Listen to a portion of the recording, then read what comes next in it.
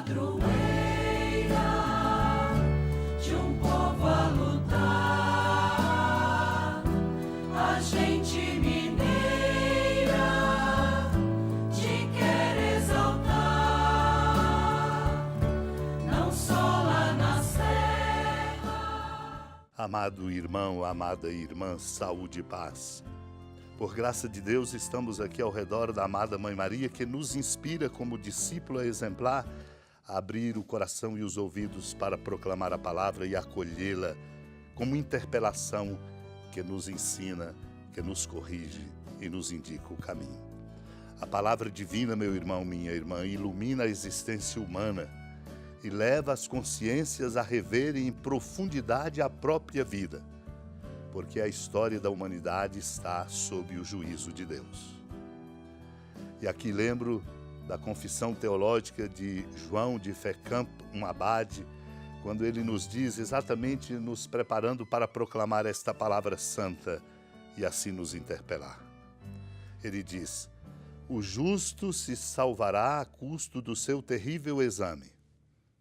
E eu, que sou tão miserável, que direi? Comenta ele. Quando me apresentar diante do seu tribunal, eu que transgredi quase todos os seus mandamentos?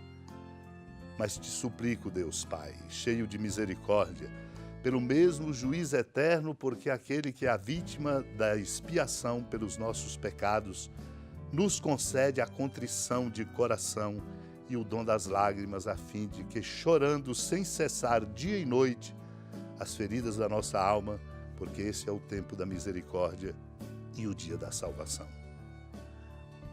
João de Fécamp continua dizendo, vale para nós, para mim e para você, que minhas muitas maldades e meus inúmeros pecados, que agora estão ocultos, não apareçam no dia daquele tremendo juízo, diante dos anjos e arcanjos, profetas e apóstolos, dos santos e de todos os justos.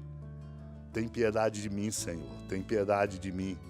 Tu que dizes, não tenho prazer na morte do ímpio, mas antes que mude de conduta e viva. Naqueles dias, Jesus foi à montanha para rezar e passou a noite toda em oração a Deus. Ao amanhecer, chamou seus discípulos e escolheu 12 dentre eles, aos quais deu o nome de apóstolos. Simão, a quem pôs o nome de Pedro, e seu irmão André, Tiago e João, Filipe e Bartolomeu, Mateus e Tomé, Tiago, filho de Alfeu, e Simão, chamado Zelota, Judas, filho de Tiago, e Judas Iscariotes, aquele que se tornou traidor. Jesus desceu da montanha com eles e parou num lugar plano. Ali estavam muitos dos seus discípulos e grande multidão de gente de toda a Judéia e de Jerusalém, do litoral de Tiro e Sidônia. Vieram para ouvir Jesus e serem curados de suas doenças. E aqueles que estavam atormentados por espíritos maus também foram curados. A multidão toda procurava tocar em Jesus, porque uma força saía dele e curava a todos. Amado e amada de Deus, a força saía de Jesus e curava a todos. Ele é o Filho amado de Deus Pai, que mantém e alimenta a chama da sua profunda intimidade com Deus, o seu Pai, a quem ele obedece amorosamente, se oferecendo no alto da cruz, morrendo e ressuscitando para nos salvar. Por isso vai a uma montanha para orar e passa a noite toda em oração a Deus, cultivando esta força bonita que vem do coração do seu Pai. E foi assim que ele se preparou para chamar os seus discípulos, escolhendo 12, aos quais deu o nome de apóstolos, para que possam ser ele continuado na história, não apenas honrados por ocupar cargos ou por ter um título, mas para serem, na missão que o Pai dá a Cristo, aqueles que dão continuidade a essa missão. Lá estavam muitos quando eles desceram depois do chamamento e escolha dos discípulos, muitos dos discípulos, e uma grande multidão vinda de todo lugar, da Judéia, de Jerusalém, de Tiro e Sidônia. Vieram para serem curados de suas doenças, porque ele é a fonte de toda a salvação e de toda a inteireza. Não existe ninguém senão ele, Cristo, o enviado do Pai. e vinham com aqueles que estavam atormentados por espíritos impuros para serem curados. E a multidão se aproximava de Jesus para tocá-lo, porque dele saía uma força que os curava. Deus, por Cristo, nos comunica a sua força. Deus é a fonte inesgotável de nossa força, como comenta nos sermões São Bernardo Abade. Vemos no Evangelho que quando o Senhor, em sua pregação, convidava os discípulos a participarem do mistério de comer o seu corpo, também os exortava a comungar de sua paixão. Por isso alguns até disseram: é dura esta palavra, e já não mais ficaram com ele. Interrogados os discípulos se também eles queriam ir-se embora, responderam: Senhor, a quem iremos? Tu tens a palavra de vida eterna. São Bernardo diz: digo-vos que até hoje para alguns é evidente serem as palavras faladas por Jesus, Espírito e vida, e por isso seguem. Para outros parecem duras e vão embora de outra miserável consolação em busca.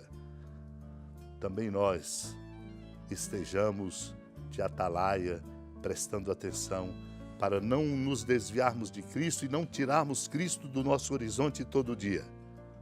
Entremos em nossos corações onde Cristo habita, comportando-nos com justiça e prudência, de tal forma, porém, que não ponhamos em nós mesmos a confiança, nem nos apoiemos em tão frágil proteção como a nossa. Aprendendo da amada Mãe Maria e contando com a sua intercessão a Deus, supliquemos esta graça de seguir a Cristo e dele nos aproximar.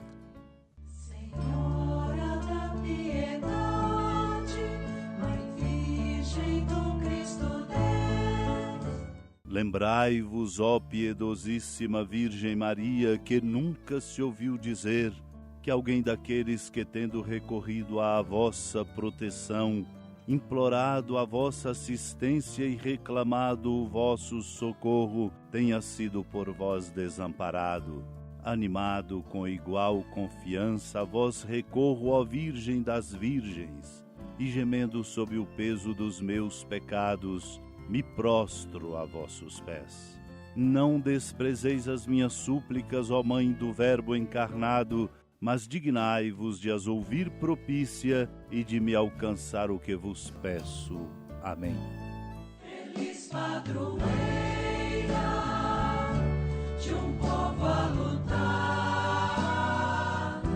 a gente mineira te quer exaltar, não só lá na serra, tu és esplendor de toda esta terra, também és fulgor. Amado irmão, amada irmã, com alegria do Santuário Basílica da Padroeira do Estado de Minas Gerais, a Senhora da Piedade, que da sua casa de clemência e bondade nos acompanhe e nos abençoa do alto da serra, magnífica arquitetura divina. A bênção de Deus, amor misericordioso, Pai, Filho e Espírito Santo, desça sobre sua família, proteja sua casa, sustente sua vida, fecunde o caminho missionário de nossa igreja e nos encha de sabedoria e permaneça conosco para sempre. Amém. Feliz padroeira